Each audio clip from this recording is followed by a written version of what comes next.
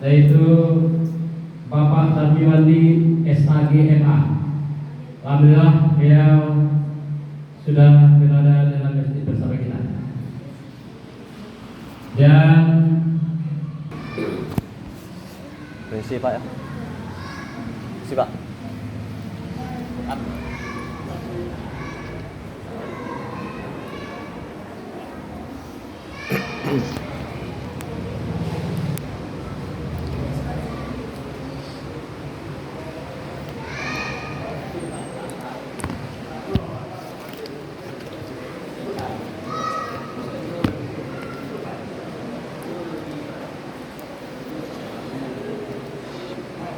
Assalamualaikum warahmatullahi wabarakatuh.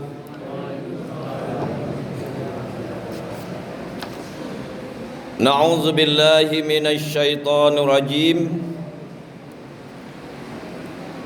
Bismillahirrahmanirrahim. Alhamdulillahi rabbil alamin arrahmanir rahim. Ashhadu an la ilaha illallah wahdahu la syarikalah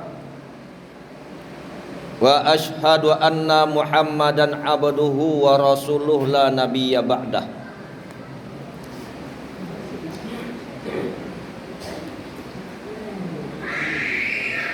Bapak-bapak, ibu-ibu jamaah salat tarawih Masjid Ihsan Kota Solo yang berbahagia.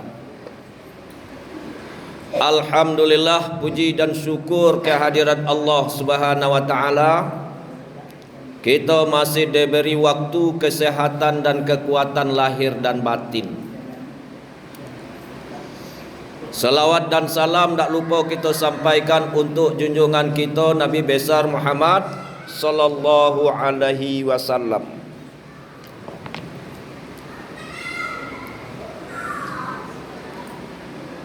Bapak-bapak kaum muslimin, sidang jamaah tarwih yang berbahagia.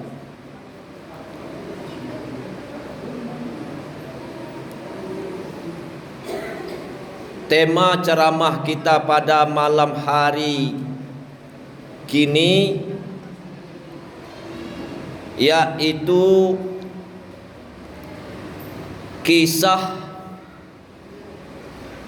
Nabi Musa dengan Nabi Khidir. Landasannya surah Al-Kahfi ayat 60 sampai ke 82. Berayat tuh 60 sampai ke 82 berayatnya tuh 22 ayat. Awak penggal saja.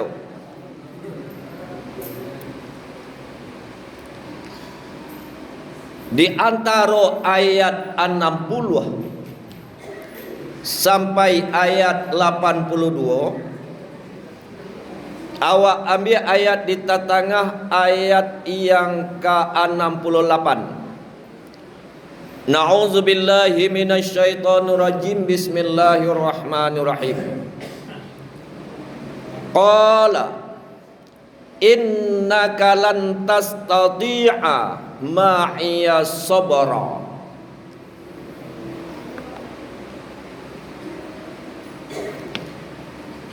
Khidir berkata,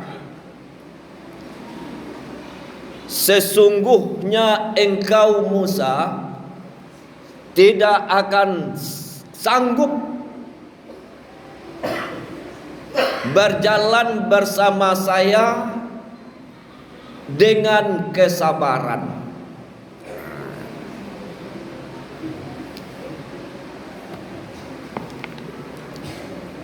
Bapak ibu-ibu yang berbahagia, awak mulai ceritanya. Hari jam 8 lewat 3 balik minit, 2 balik minit.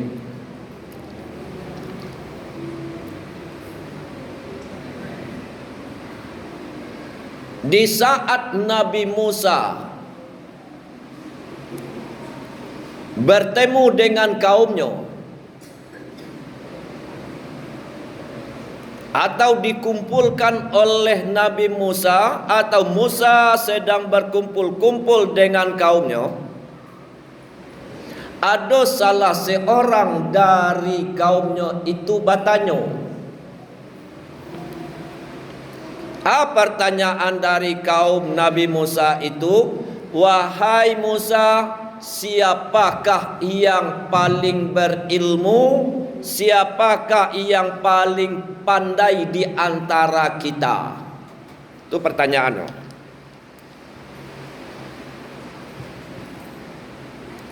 Sia nampal yang santiang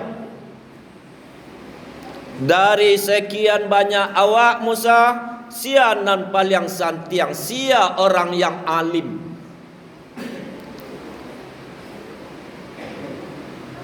Apa jawab Nabi Musa? Yang alim itu adalah aku.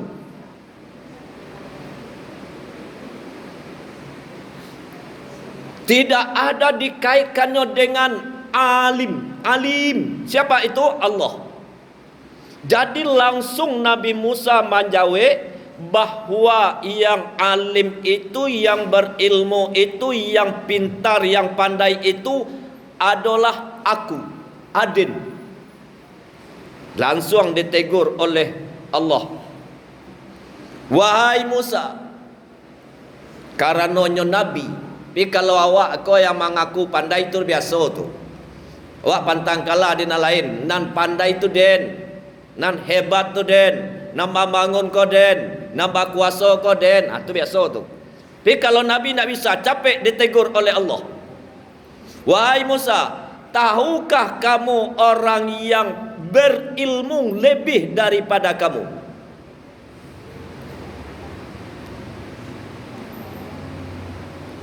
Jangan kamu menyangka kamu orang yang berilmu, tapi tahukah kamu adanya orang yang lebih ilmunya, orang yang dalam ilmunya daripada kamu Musa? Ditanggapi oleh Musa, ya Allah, tolong tunjukkan kamu ya Allah, sia orangnya yang berilmu itu. Ambo akan menurutnya, dan tolong agih tanda-tanda kamu supaya bisa ambo menentukan tampaknya di mana. Dalam riwayat itu, wahai Musa, orang yang berilmu itu dia bertempat tinggal di antara dua laut. Dan menjelang engkau pergi ke sana, tolong dibawa ikan. Bawa ikan. Siap-siap Nabi Musa membawa ikan, lah digoreng ikan untuk bekal dimakan. Dibawa salah seorang dari muridnya Nabi Musa. Siapa murid Nabi Musa? Murid Nabi Musa bernama Yusa bin Nun. Yusa bin Nun. Berjalan. Dibawa tentengan, dibawa rantang. Di dalam rantang itu salah satu isinya adalah ikan yang sudah digoreng. Berjalan-berjalan, kalau dalam Al-Quran itu tahunan. Menurut mufassir ada yang 1 tahun, ada yang 40 tahun, ada yang 80 tahun. Terlepas dari itu, berjalan Yusa dengan Musa dengan menjinjing ikannya, lalu mereka berhenti di sebuah batu, berhenti di batu. Dalam baranti itu, di bawah batu itu ada semua. Ada semua.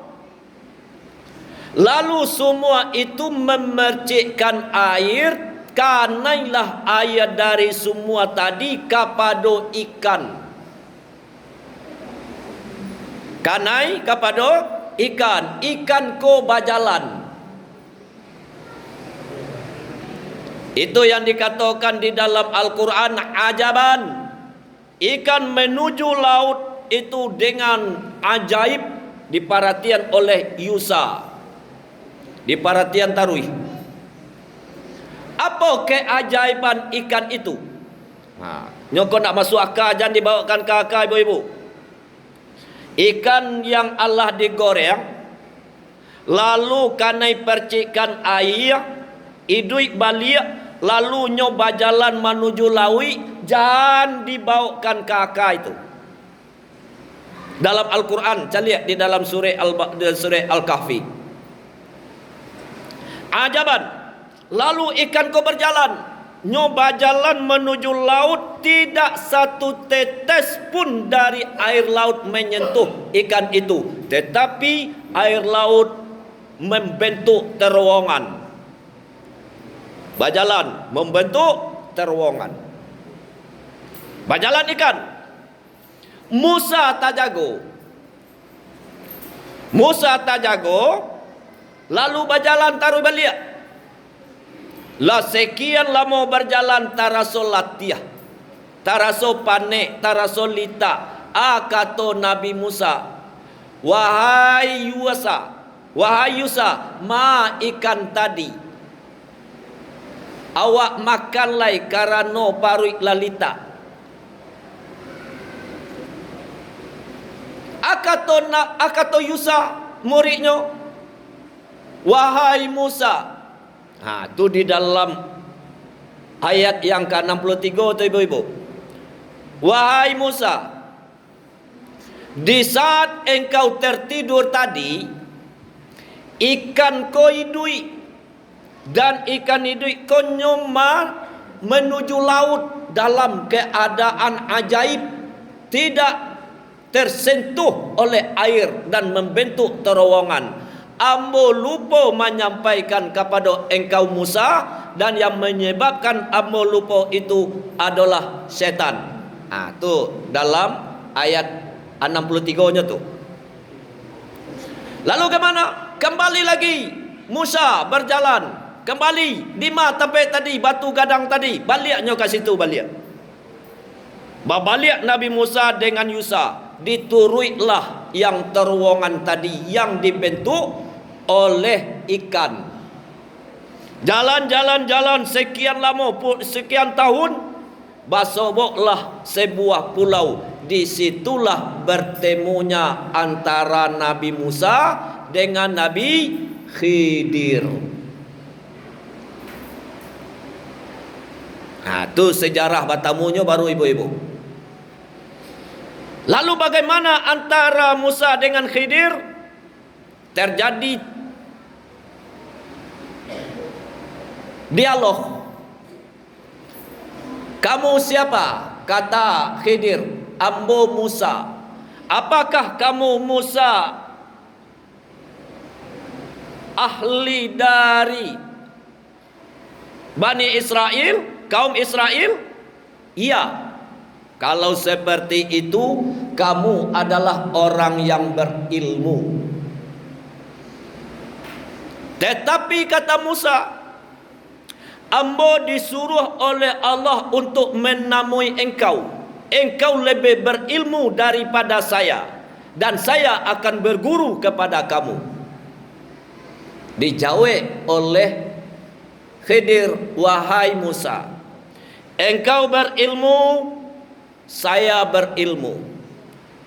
Ilmu yang ada sama engkau tidak ada sama saya. Ilmu yang ada sama saya tidak ada sama engkau. Bantu itu orang papa. Nak menganggap awak pandai sodo, nak menganggap awak santiang do. Jadi si A hebat dibantu Iko, Yang si B disiko kehebatannya. Apa kata Musa? Saya disuruh, diberitahu oleh Allah untuk berguru kepada kamu. Kalau seperti itu kata Khidir. Sikolah ayat. Ikuti dan yo. Nang kata Khidir. Jadi kata Musa. Tapi ada syaratnya. Tolong jangan banyak bertanya dan tolong sabar. Qala innaka lan tastati'a ma'iya sabra. Kata Khidir, sesungguhnya engkau Musa tidak akan sanggup kalau berjalan dengan ambo, engkau akan sabar. Dijawab oleh Musa, ambo akan sabar. Dan kata Musa, ayo kalau seperti itu kita jalan. Berjalan, naik kata kapal. Awak menuju tempat sesuatu. Naik kata kapal, naik kata perahu. Di perahu itu Nabi Khidir membocorkan perahu. Diambilnya, kalau tiba jo kayu dikupaknya. Bertanya Musa, komplain Musa, wahai Khidir, kenapa engkau bocorkan perahu? Kalau perahu bocor, air akan masuk dan kita akan tenggelam. Kata Khidir, Musa, adalah dekecean jangan bertanya. Tadi Musa. Lah tiba di Subarang.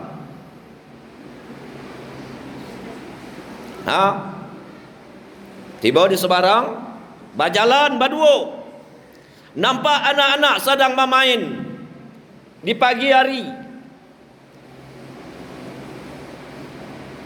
Diimbau salah seorang dari anak-anak itu diambil oleh Khidir, diambil batu di pecahan kepalanya, mati anak itu.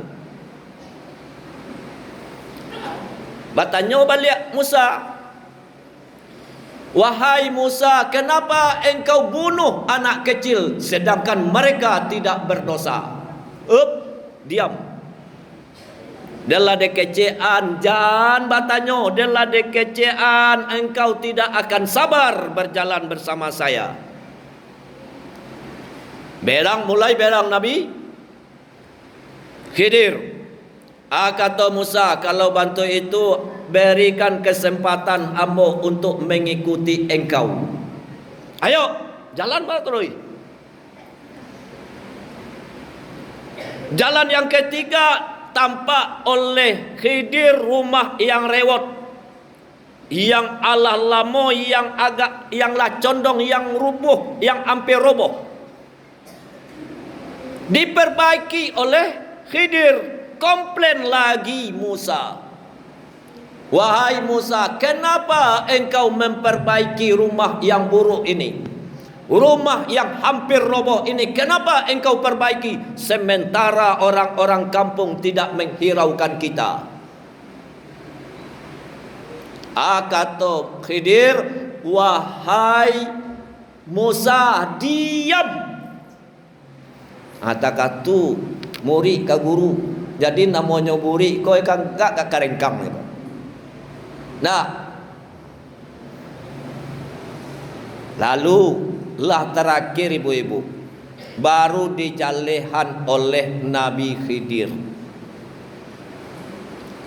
Wahai Musa, kamarilah.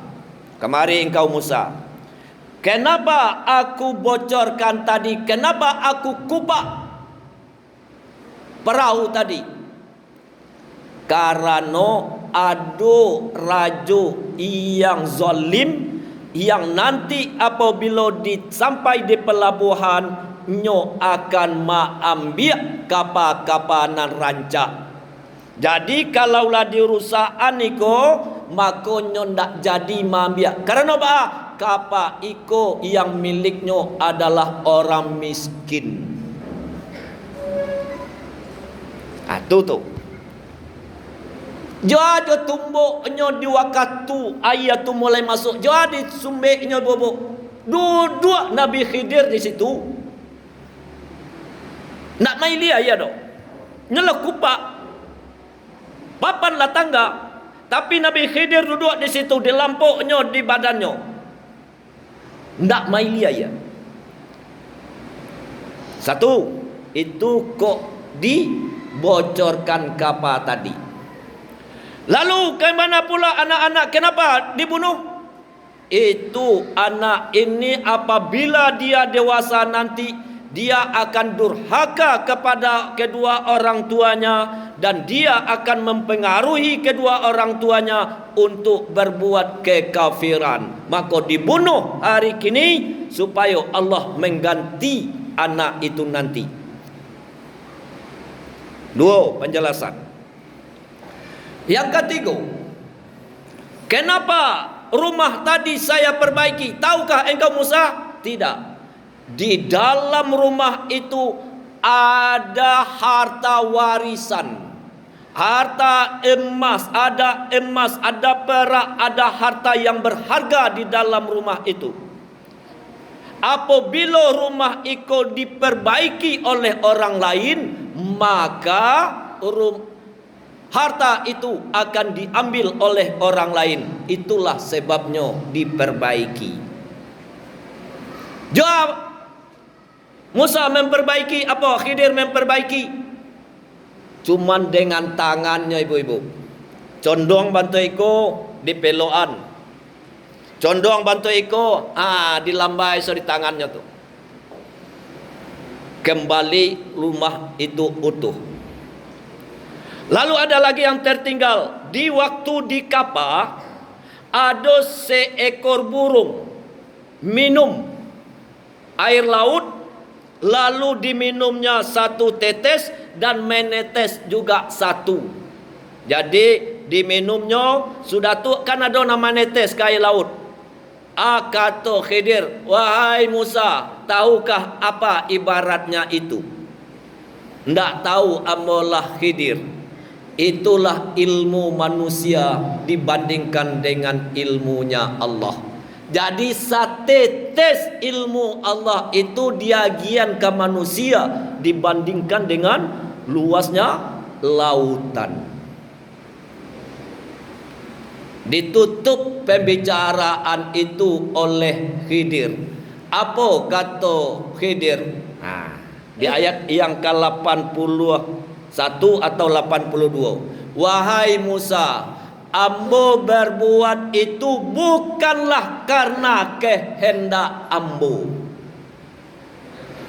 Ambo melakukan itu bukanlah karena keinginan nafsu ambo, tetapi itu adalah wahyu dan perintah dari Allah. Jadi baca itu wah ibu-ibu, anak dapat dari itu. Yang pertama, jangan awak mengatakan awak pintar. Kalau tiba jo orang-orang yang berilmu, jangan mengatakan awak orang pandai. Ada ria, ada ujub. Ko yang barik bu. Yang ujub kau tahu ibu bu. Kau maaf, na'udzubillah. Na'udzubillah. Ndak kau untuk ibu, ndak malah nak kau untuk apa-apa, ndaklah minimal untuk ambo. Na'udzubillah, a'udzubillahi minasyaitonir rajim. Berlindung dari ujub. Ujub itu apa? Maraso. Alu mangecek lelana. Maraso pintar, maraso pandai, maraso santiang, maraso kayo, maraso bakuaso. Itu tu nak. Tahu orang lain indah, yang tahu tu awak. Tu ujub.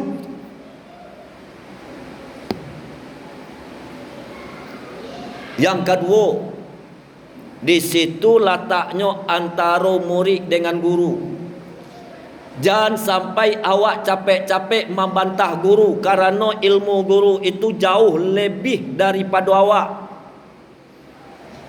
Mungkin saja sikap dari guru tidak sesuai dengan awak, cari dulu. perhatian dulu. Karena samo awak jo antara induk jo anak. Kalau awak melarang anak, pasti ada di balik itu yang penyebabnya tu. Ada di balik itu yang harus kita antisipasi.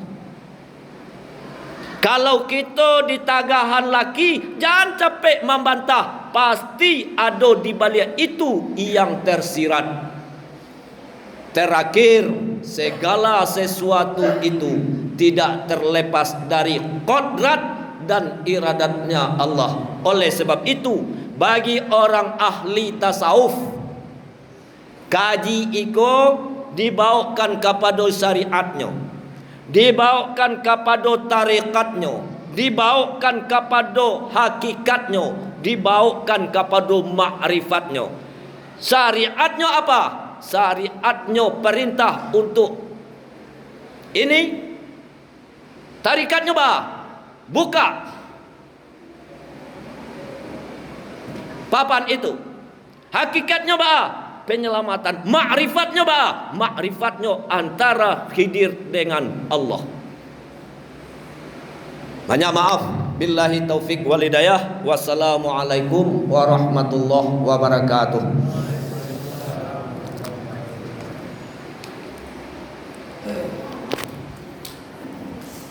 Astaghfirullah.